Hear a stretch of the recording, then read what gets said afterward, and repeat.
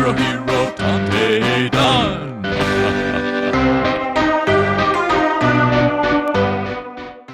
I'm Mimi, a 28-year-old office worker. I work in sales at a trading firm. One day, I was suddenly struck with an issue. Work was tough for a couple of weeks. I was working overtime every night. I got home late at night and went back early the next day. One morning, I couldn't get out of bed. I felt faint and couldn't move my body. It was either fatigue or a cold. I called the office and got the day off. I figured I'd get better if I stayed in a bed for a day, but the days went by and I wasn't getting any better. I didn't have an appetite and didn't feel like going out, and resorted to instant food when I got hungry. I received calls from the office, but gradually became reluctant to answer my calls. I didn't have the strength to take a shower and started looking like a homeless person.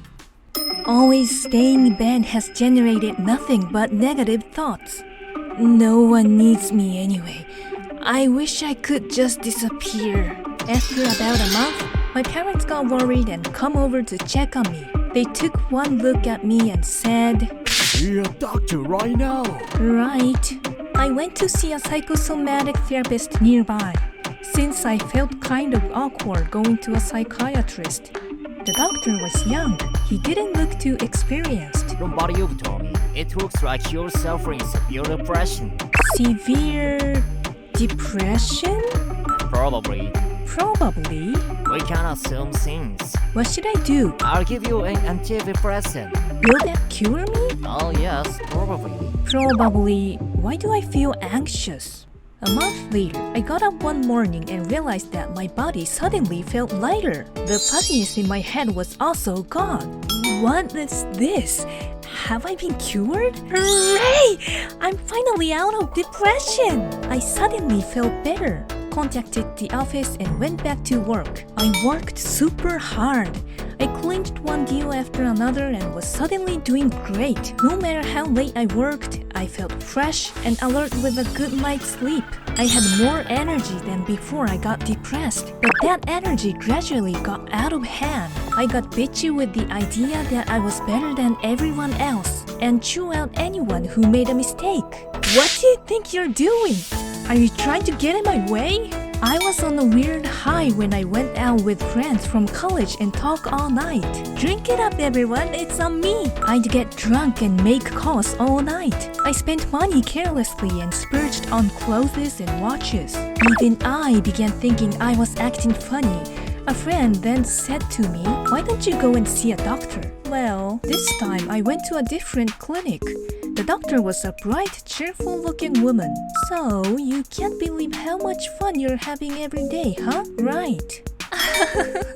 Of course! What's so funny? You're now going through a manic state. A manic state? That's right. Your mood is elevated and you feel euphoric.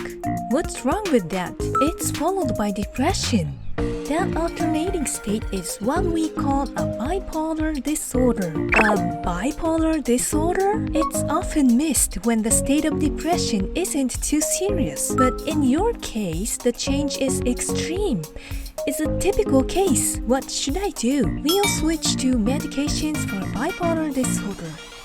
Symptoms can get worse when someone with a bipolar disorder takes antidepressants. Put simply, a bipolar disorder is where a patient alternates between depression and hypereuphoria. This disorder is often described as a mental disorder, but it's actually a brain disorder. The cause is believed to be increases or decreases in a person's serotonin or adrenaline level, but the mechanism is not yet known. 8 out of 1,000 people are said to have a bipolar disorder. It's less common than depression, but the figure isn't low at all. Anyone can potentially have a bipolar disorder. If you have a bipolar disorder, the most important thing to do is to tell your family and people at work about it. We need people to understand that it's a disease, and we need to have the courage to seek help.